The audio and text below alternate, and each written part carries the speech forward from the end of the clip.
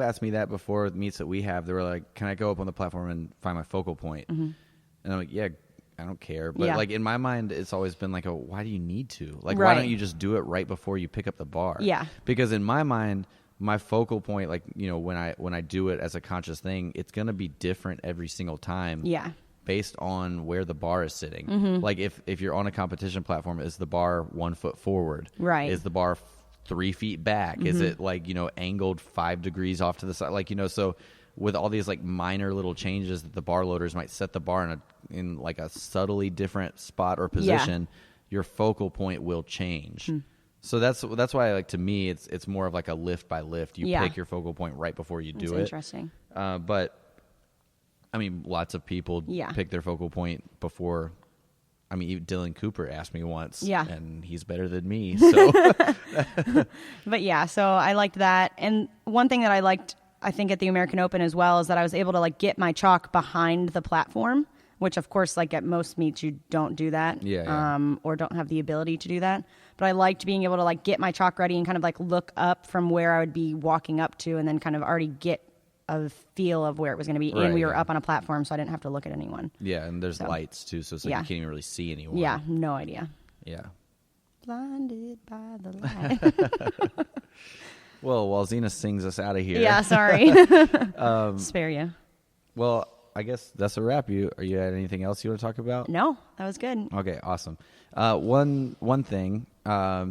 So I do online coaching. It's nothing. I don't think I've ever talked about it on here because it's always been a really small thing that I've done. But just recently, we made like a Facebook group of all the people that I do online coaching for, where people can post their videos and like, you know, talk to each other and stuff. So it's honestly the main reason I did it is because it was starting to get a little overwhelming with having people texting me videos all the time. Yeah. And I'm really bad about responding to texts anyways. And so when people would send me all these training videos throughout the day, I was like, fuck, I'm getting very overwhelmed. Yeah. Whereas on Facebook now, it's like I just get on 1 or 2 times a day and I can look at everybody's videos, talk to everybody that needs to get talked about their daily training, whatever.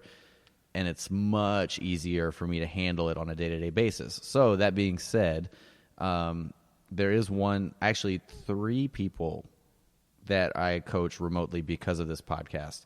One potential new person, but I have 2 more spots available. Point being, so tryouts. If anybody is interested in online coaching from me, you can't name a coach or an athlete that doesn't have an online team. I know that, but you know, do individualized programming that is specific to you week to week that you get every Sunday, and you know, I'll watch and analyze your videos, and your first week is free. Woo. So basically, Can't beat that. I don't care how good or bad you are. I just want you to love weightlifting, and I want you to really want to train. So yeah, there's 2 spots available, really 3, but one guy I'm holding one because I told him I would. So I better hear back from you, dude, or else it's gone. Yeah. But yeah, so if anybody is interested in that, you can get in touch with me at Rob at Out of Step Barbell. Check out our Instagram at Out of Step Barbell. Where we should have guests on the next episode, on the next couple episodes, and we will post pictures where you can submit a question that you would like to ask, or you can direct message us and tell us how hot we sound. Yeah, and definitely like the page because we may have a contest coming up. So definitely check out the page, like it, and we'll keep you posted. All right. Oh, yeah, and Zena told you her Instagram handle last week, but not because she wanted you to follow her. Yeah.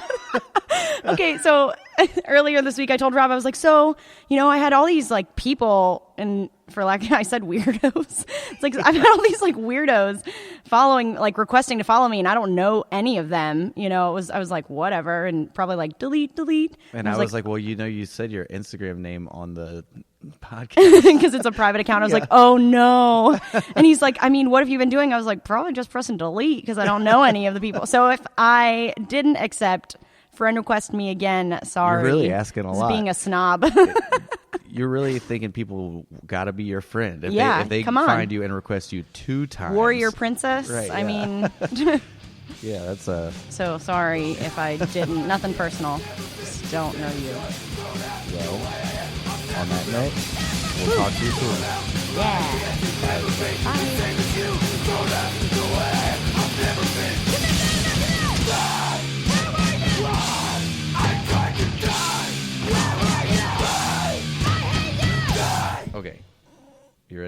Sure. Do you have notes of what you want to?